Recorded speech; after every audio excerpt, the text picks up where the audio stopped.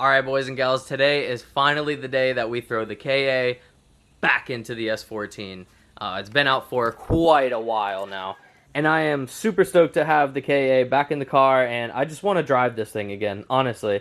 I blew the SR that was in the S13 at the time that I was fully invested in building this thing, and so I have had nothing to drift and nothing to drive in the meantime, and it has been very boring, man. Just straight working on cars, which I love working on my cars. I'm not, saying anything like that, but like, holy shit, I just wish I had a car to drive. But today is the day. We're finally gonna put the engine back in the car. So I'm not gonna talk too much. Let's get right into it.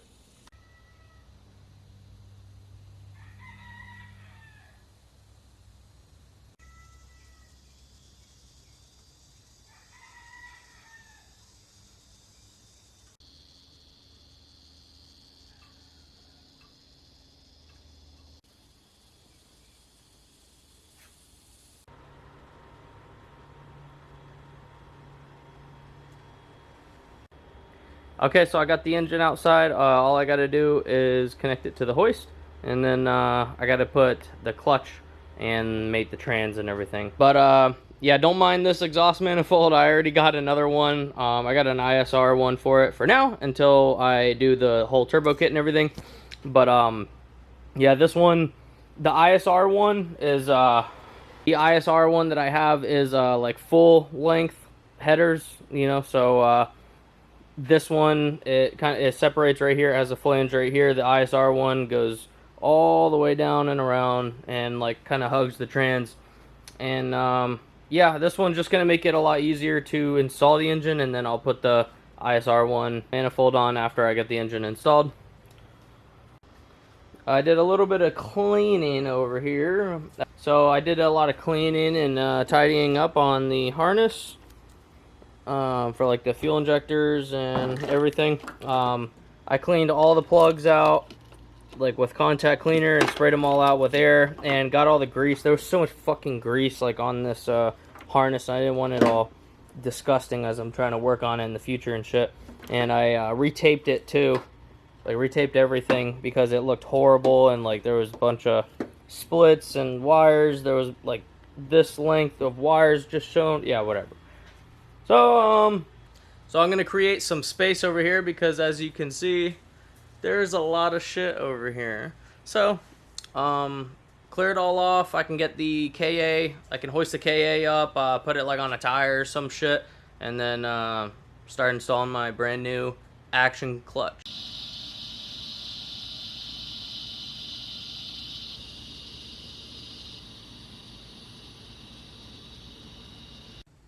Alright, got the clutch all installed and torqued down. Of course, nothing can be easy. I snapped off this bolt when I was going to torque it down, but luckily I had a few more laying around.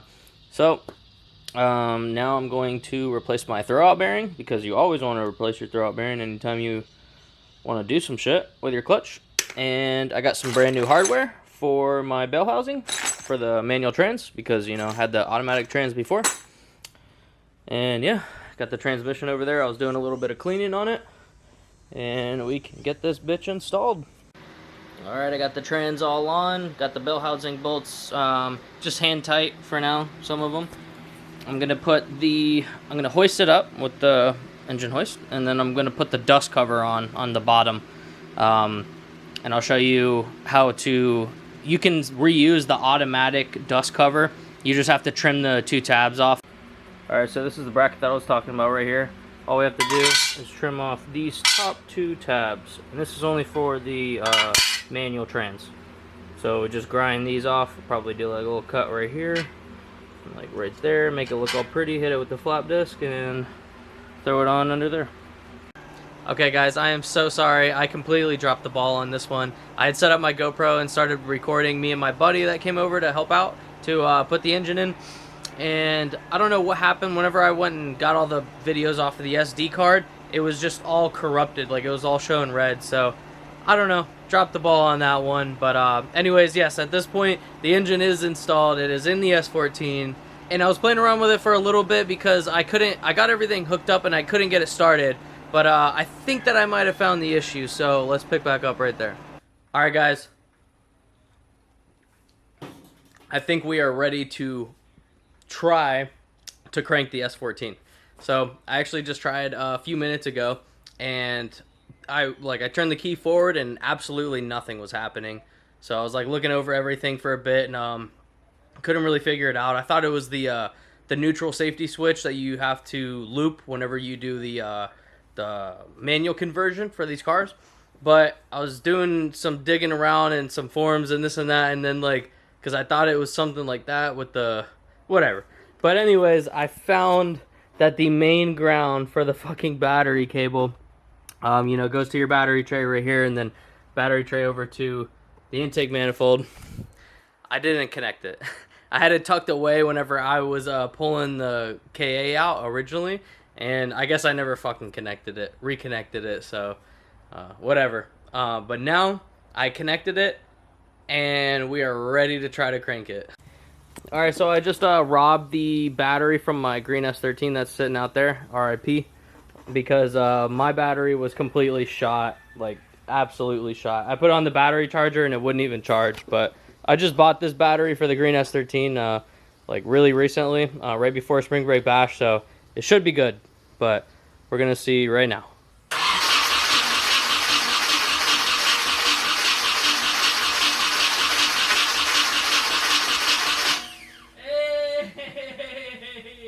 Yes, sir.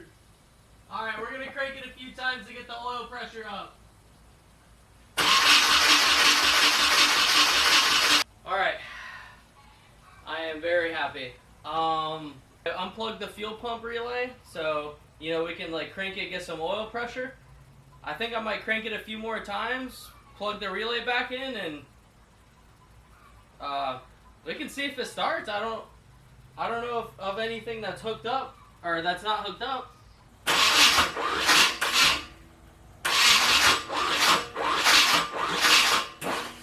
That's the battery dying right there. Oh, I was gonna try this thing now to see if it was maybe the battery. It just wouldn't do it because of the battery. Oh my gosh, I am so happy I got it to finally crank. Oh man. But it's not starting right now. I think I gotta do a few more things, but I just really wanted it to crank today, and I am very, very happy that I got it to crank. I think I have a few more things left I need to do. I need to hook up some more things, this and that, and blah blah blah. Hook up a few more lines. I just got the intake kind of on-ish right now with the airline that supplies the vacuum or the IAC and all the vacuum shit back there. And just got all this like temporarily on right now just to kind of help it out. And then I got my battery charging because it was kind of dead a little bit. And then also I realized I have no fucking fuel in the car. So it's literally out of fuel. So that's great.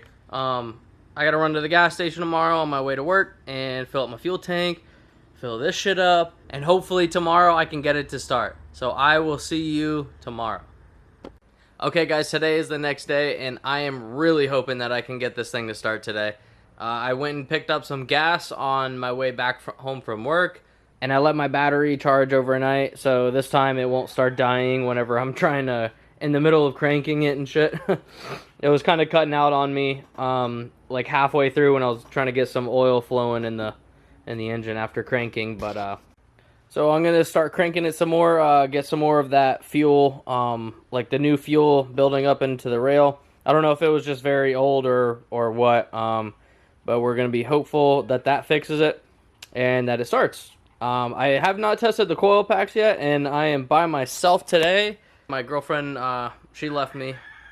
R.I.P. No, I'm kidding. My girlfriend went down south to go visit her family, and so I kind of need somebody to help me out and so I can test the spark plug wires, like whenever you ground it out and then you crank it over and you see if it arcs or not. I don't know. I might try and do that myself, but okay. So I did just find out just after looking over everything that these lines that I thought were rated for fuel, they are not. If you can see, like clearly, like the line was perfectly straight before, but now it's just super flimsy. And yeah, you can't get it straight. It's probably just gelatin in the middle, gelatinizing after letting some of the fuel sit in them. So make sure you get hose that is rated for fuel and don't end up like I did. So now I gotta run to the parts store and hopefully I can pick this back up after.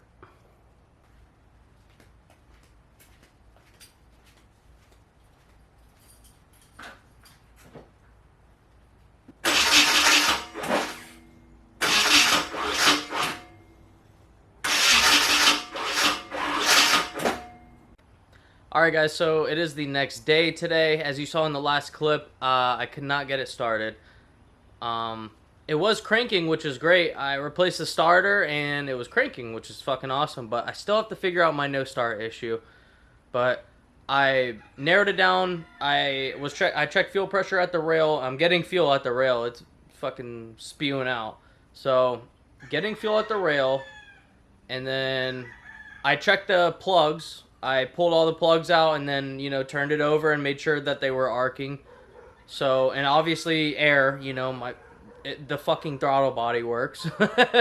So yeah, the only thing that I could really think of that might be the issue is I just threw the distributor in, like when I first was assembling it and everything. I didn't really check to make sure everything was proper and shit like that. So that's the only thing that I could think of right now. So I pulled it off. I put it at the proper spot where how it's properly supposed to go on. Watch the video. You know, YouTube for the fucking win. And yeah, now I'm gonna give it a shot. If not, we're back to troubleshooting. I realized that I wasn't at fucking top dead center, so I tried to start it as you just saw, and like and nothing happened. It was actually a little bit worse. And then I realized that whenever because I did the distributor and, you know, whatever, but I realized that I wasn't even at fucking top dead center whenever I did it, so it just like made it worse after I adjusted it like a dumbass. So I got it at top dead center now, so I don't know, we'll give it a shot.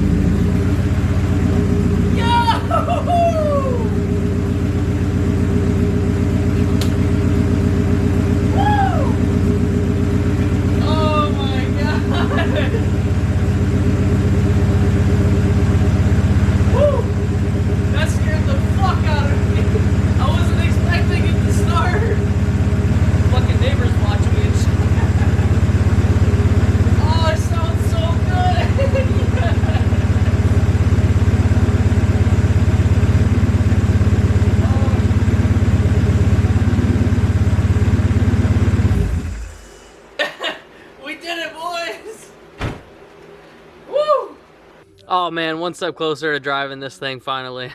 But with that, this is going to be the end of the video. Thank you so much for watching. Peace.